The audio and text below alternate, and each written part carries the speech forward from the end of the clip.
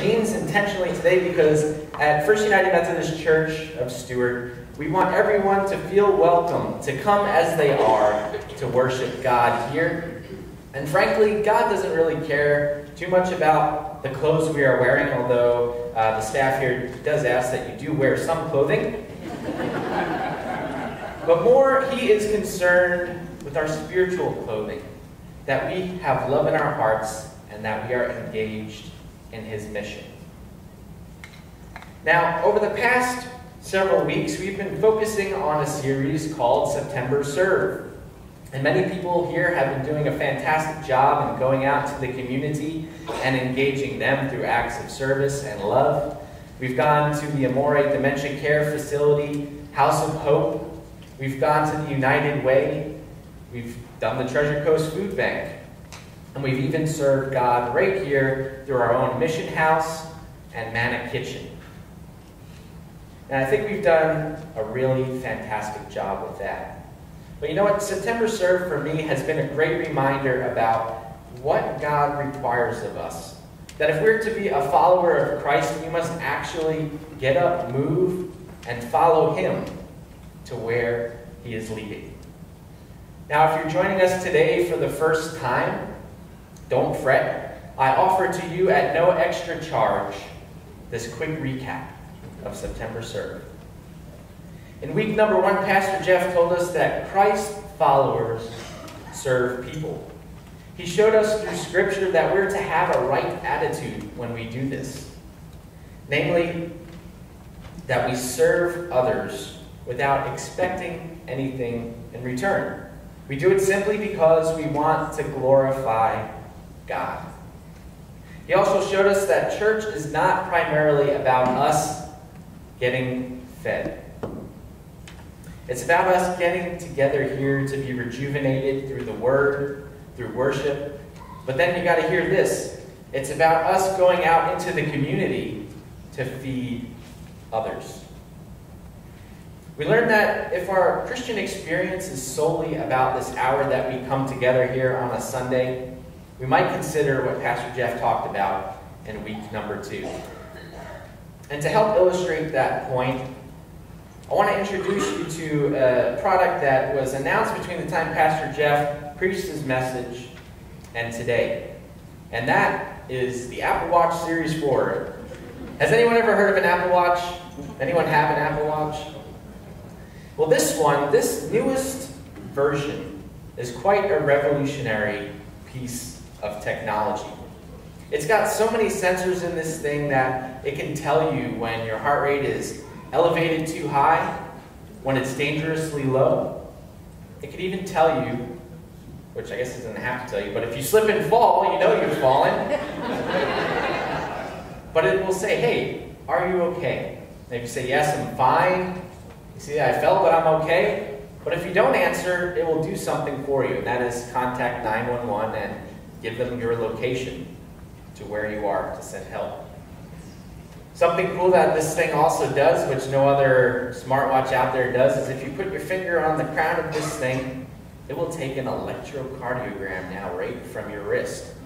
And it'll tell you if your heart is in good rhythm or if you have fibrillations and if you should go see a doctor. Now, as someone that has gone through the FDA regulatory process, I have a fond appreciation for Apple and what they did to get this cleared by the FDA, and it's essentially now a medical device on your wrist. Now this thing can even, because it is a smartwatch, it can collect your notifications for you about your email, your text messages, you can make calls from it, and this thing even tells time.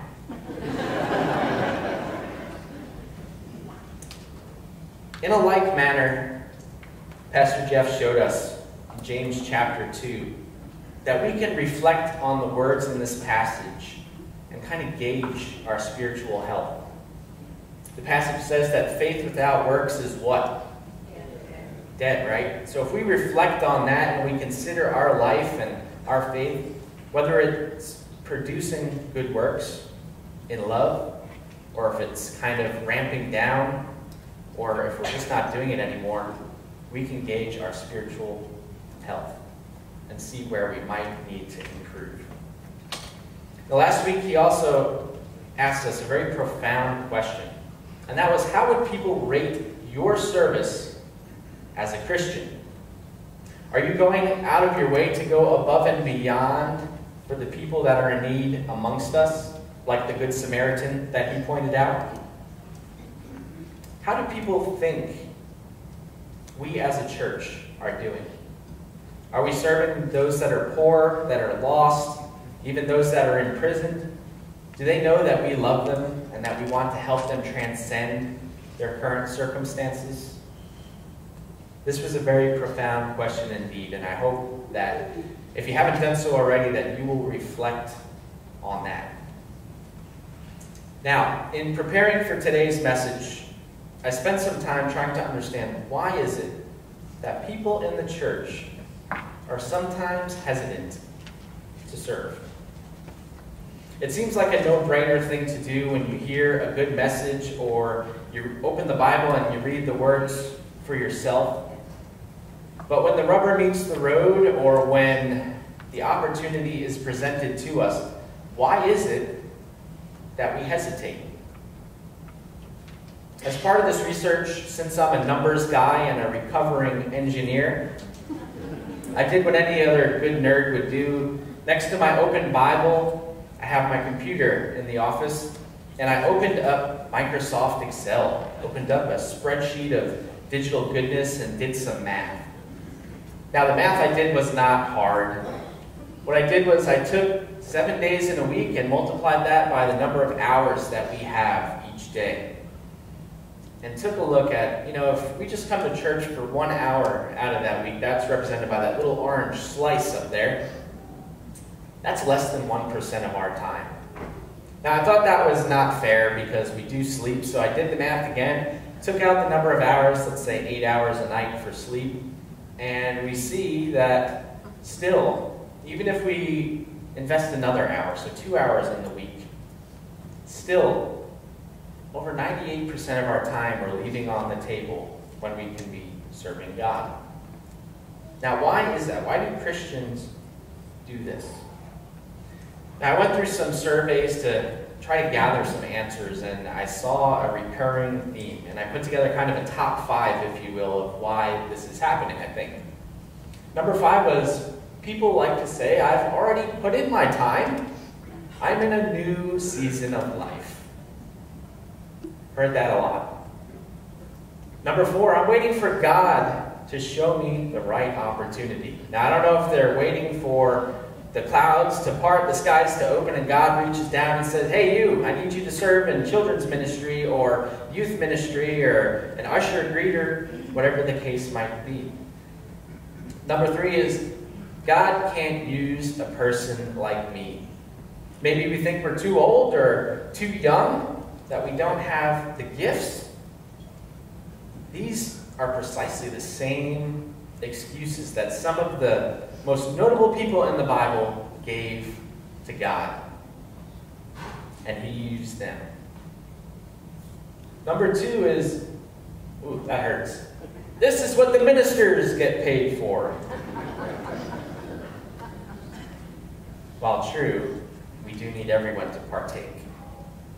And number 1, I just don't have enough time. Now, as I wrapped that up, I came across this quote which really struck a chord too. And it said, all it takes to not serve is to literally do anything else instead. And that's exactly what we seem to be doing. If we take a look at that pie chart again, that blue space, we're loading that up with things like entertainment, golf, cards, hanging out with friends, playing video games, work. If you've got kids, driving your kids around from point A to point B to C, D, wherever else they need to go. Or maybe your kids are driving you around in the regard that they're driving you a little bit crazy. Or maybe some people, you're just doing nothing at all. These are all ways that we can be filling up those waking hours. Now, while none of these things in themselves are bad necessarily, as a society, we're being told that we need to fill up our blue space with these things because they are good and necessary for us to be successful. We're doing this to the point where we are giving God just basically our leftovers, when in fact, He deserves the very best of us. Now, granted, the number of things that we have and we can do has significantly increased since the time that this New Testament passage that we'll read in a moment was written. The Apostle Paul recognized many things in common with the Christian believers, that despite their circumstances, like where they live, their age, whether they're rich or poor, that we share these things in common. First, he showed us that we're inherently selfish. That is, we like to serve ourselves before we serve others. He also noted that we're not all in the same stage of our spiritual and physical growth. Some of us are here simply to see what this Christianity thing is all about. Others have recently said yes to a relationship with Christ. And still others, you might have been a Christian for as long as you can remember. And despite where you are on this spectrum, I think we could all agree, though, that we are indeed on a journey. And the Christian journey is marked by a starting point. That's the point when we do say yes to a relationship with Christ. And it has a destination that we are constantly working towards, and we do get to enjoy it now, but the true destination is living in eternity with Christ. Now, whenever you're planning for a journey, or if you're already on a journey, it's good to have a travel guide. Has anyone ever seen a travel guide before?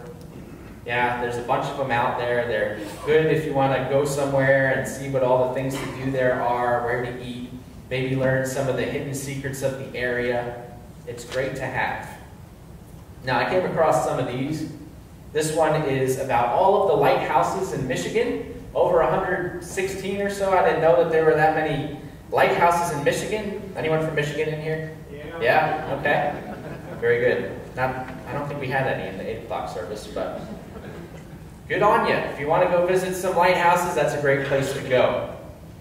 If you want to go on an intellectual journey and you want to learn more about our solar system, you could even buy a travel guide for the planets. Also, if you are a first-time traveler and you don't know the first thing about traveling, you can buy the Ultimate Traveler's Guide to Traveling. And finally, I came across this gem.